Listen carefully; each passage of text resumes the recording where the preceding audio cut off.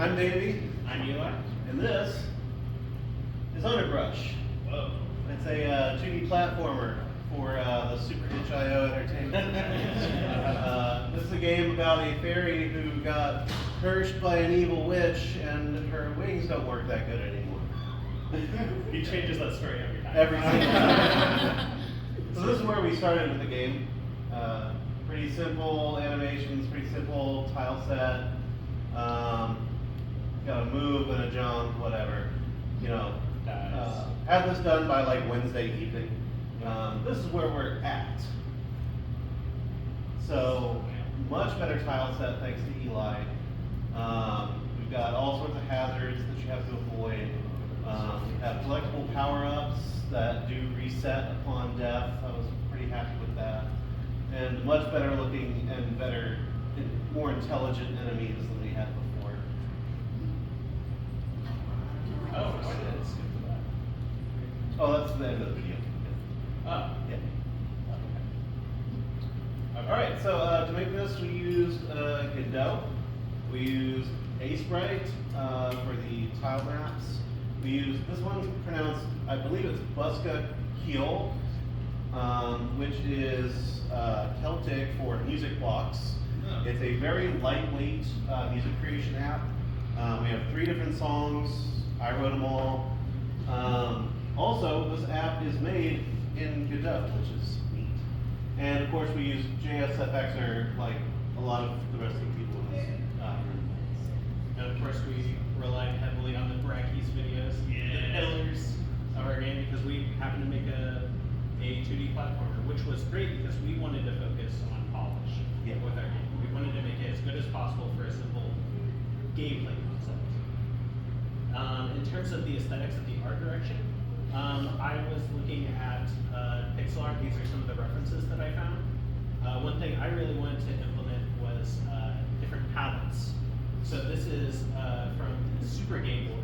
If you take a regular Game Boy palette, which is that green 4-color of the mushroom, if you put it into a Super Game Boy, you can choose these different palettes in the like UI, and you have all these options available to you.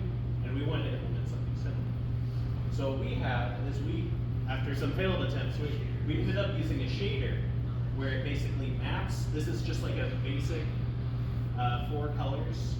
We use one tile map for all of our levels, all of our sprites, and it's mapping it using the scripts from here and here, and using properties that we set on each level.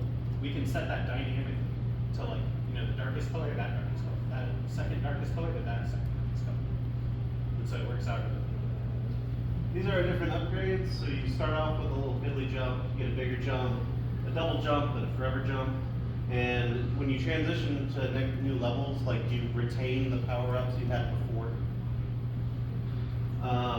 One challenge that we ran into was trying to maintain state. We're moving in Godot, you start off in scenes, and you move from scene to scene to scene. But it's hard to maintain like player state or music state or anything like that between them, because it just starts a whole new scene.